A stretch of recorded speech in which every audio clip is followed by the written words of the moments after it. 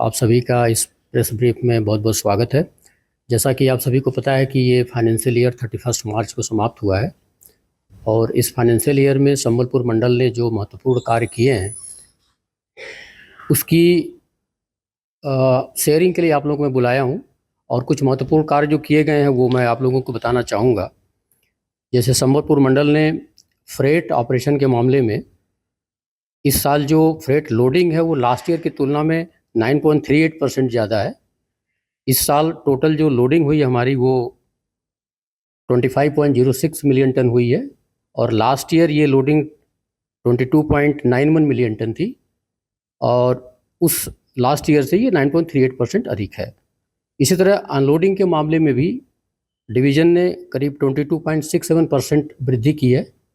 इस साल हमारी टोटल अनलोडिंग करीब 46.84 मिलियन टन है जो लास्ट ईयर 39.65 मिलियन टन थी। इसी तरह अगर हम पैसेंजर ऑपरेशन की बात करें तो इस साल जो हमारे पैसेंजर बिजनेस में जो ग्रोथ हुआ वो करीब 3.52% का है और जो कोचिंग अर्निंग हमारी हुई है उसमें करीब 7% की वृद्धि हमारी हुई है। और जो टोटल डिवीज़न का रेवेन्यू है उसमें करीब 2.32% की वृद्धि हुई है। इस साल जो रेवेन्यू हमारा वो 3,549 करोड़ रुपए है और लास्ट ईयर ये 3,469 करोड़ रुपए था।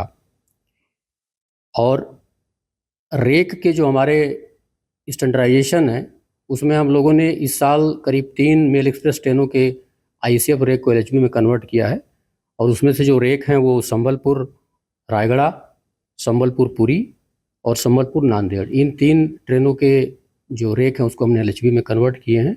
और इसके साथ ही जो संबलपुर मंडल द्वारा मेल एक्सप्रेस ट्रेनों के रेक की मेंटेनेंस की जाती है वो सारे कंप्लीट हो गए हैं, सारे एलएचबी में कन्वर्ट हो गए हैं।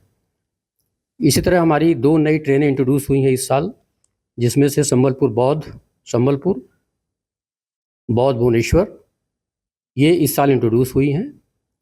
और बौद्ध भुवनेश्वर सोनपुर भुवनेश्वर सुपरफास्ट एक्सप्रेस का एक्सटेंशन हुआ है और इस्पात एक्सप्रेस का भी एक्सटेंशन हुआ है जो जूनागढ़ रोड तक एक्सटेंड की गई है। इसी तरह अगर हम स्टेशन डेवलपमेंट के मामले में बात करें तो इस साल बरपाली स्टेशन का एबीएसएस का काम पूरा कर लिया गया है और नई ट्रेनों के स्टॉपेजेज जो नए स्टॉपेज किए गए हैं वो करीब 11 स्टॉपेज ऐसे हैं जो इस साल हम लोगों ने अप्रूव किए हैं